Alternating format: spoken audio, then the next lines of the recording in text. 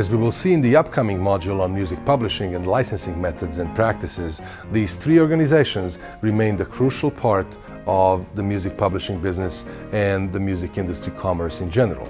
So in the United States, the music publishing business lingered at a relatively modest scale until the late 1800s. And then the changes in society occurred that prompted rapid progress and gains in the field. The development and growth of industrialization at this time, which is often referred to as the Second Industrial Revolution, caused a significant growth of urban areas. Half of the American population became concentrated in the cities, where migrants and immigrants filled the millions of jobs that cities offered, seeking and taking advantage of all the new economic opportunities of the time. Now, though workers still struggled and their problems remained numerous, increasing mechanization of the industries across the board and the growth of the trade unions brought about somewhat shorter workdays and more free time, which, coupled with general growth of discretionary income, meant the newly developed ability, even by the workers' class, to seek and enjoy entertainment. And music was a natural fit for this need, especially in urban centers where music could add its special note. Did you get that? Special note?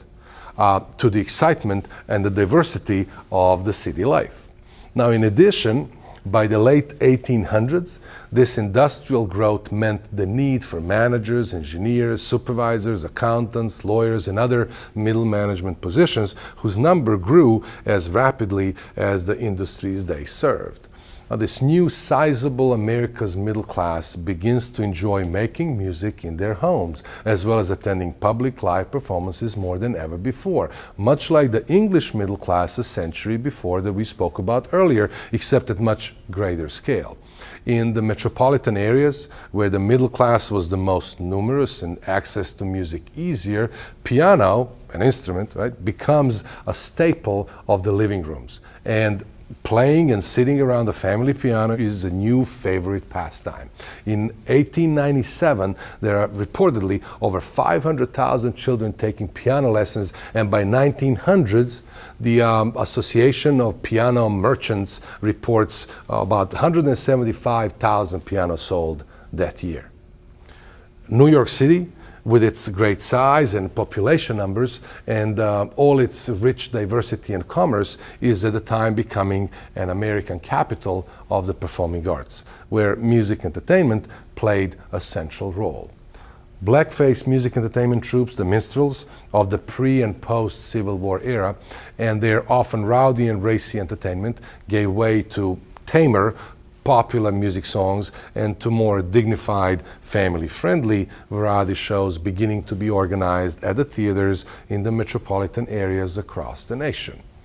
New York's Lower East Side Bowery district became the home of one of the most popular of such places, the 3,000-seat Bowery Theater, and gave birth to the form of the public music entertainment that will drive American live and publishing music business for many decades to come: vaudeville.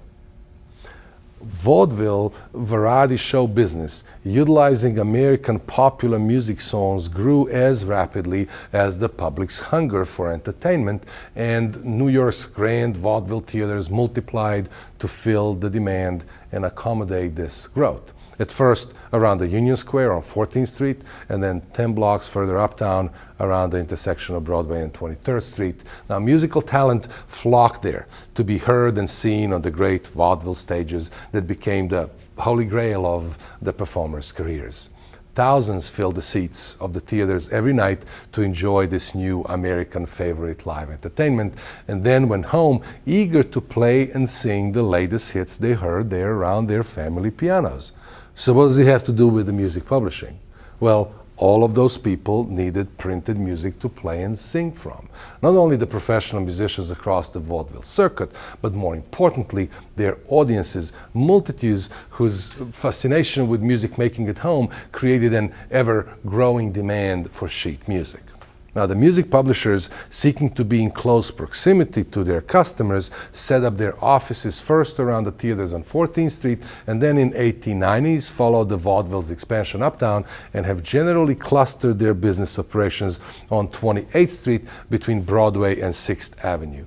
The number of music publishers on 28th Street was so great that the area came to be known as the Tin Pan Alley, named so due to the cacophony of all the clanking piano sounds coming from the publishers' buildings while their composers were working on new tunes and rehearsing with performing artists. An early indication that publishing and selling sheet music of American contemporary songs had a serious and considerable financial gain potential came with the first true mega hit and the first multi-million copy seller in mid-1890s. Charles K. Harris wrote After the Ball in 1892 and originally published it through his own publishing house in Chicago. He got James Libby, a star performer at the Chicago's vaudeville-style Bijou Theater, to sing the song in his shows, and the song became an instant hit. Harris sold over 1 million copies of his sheet music in the first couple of years and used the money to move and establish his publishing firm in Tin Pan Alley on New York's 28th Street. Eventually, the song sold over 10 million copies and made Harris a music publishing legend. And so, as we have seen with Harris and his initial success, while public saw the vaudeville shows as great entertainment, the publishers saw it as great promotional vehicle for their songs and sheet music sales. Led by the example and the experience of the songs like After the Ball, publishers hired song pluggers who, in addition to playing and singing new songs in the music stores for the buying public, also worked the vaudeville performing ranks and created strategies and methods for persuading them to perform the new songs on stage. See, today's music publishers' promotion departments and promotional practices have their roots here. Notable vaudeville performers who were popular with audiences and could in turn make a song popular were often offered not only fees but also partial authorship credits and thus a portion of the song copyright ownership. For instance, Al Jolson, one of the most popular vaudeville performers and the star of the First Sound movie The Jazz Singer, is just one of many vaudeville stars who is credited as one of the authors on numerous songs he promoted through his performances, though it is questionable how much he actually participated in writing them. See, song plugging, that early form of popular music promotion, was so crucial for the music publishing business, and it required so much talent and know-how that a number of song pluggers of the time themselves became celebrated published composers and even publishers. Jerome Kern, a legendary Broadway and Hollywood composer, started as a song plugger on Tin Pan Alley, got signed as a composer first by Lyceum Publishing and then by Shapiro Remick, and then eventually became a partner in the legendary Tin Pan Alley publishing house T.B. Harms, that at the time controlled a catalog of over 25,000 songs. Irving Berlin, George Gershwin, Harry Warren, all had their start as pluggers and became American composing stars through their publishing contracts and the power of the Tin Pan Alley. Irving Berlin, in particular, whose hits like Alexander's Ragtime Band, There's No Business Like Show Business, God Bless America, Blue Skies, and the best-selling song in history, White Christmas, earned him the nickname King of Tin Pan Alley, was the personification of the power and the reach of the American popular song of the time and the music publishing business.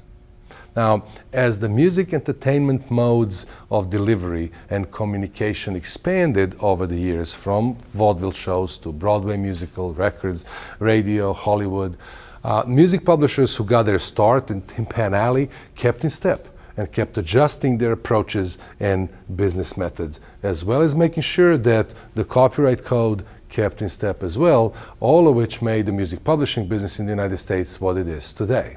Starting with their efforts to enforce the performance rights and the founding of ASCAP in the early 1900s that we spoke about earlier, to today's effort to incorporate digital technology and internet into the music publishing system and into a coherent copyright code. See, today's music publishing is the product of the 300-year-long history and evolution of the idea of music copyright and of 150 years of the development of the music performance rights. from the Statute of Queen Anne in 1710 through the first Performance Rights Society in France in the mid-1800s and the first American and British performance rights organizations in the early 1900s. From the music shops in London's St. Paul's Courtyard in 17th and 18th century to New York's Tin Pan Alley. And to this very day, the music publishing and music copyright have been and still are evolving with new political, social, and technological movements and advances and remain the backbone of the music business.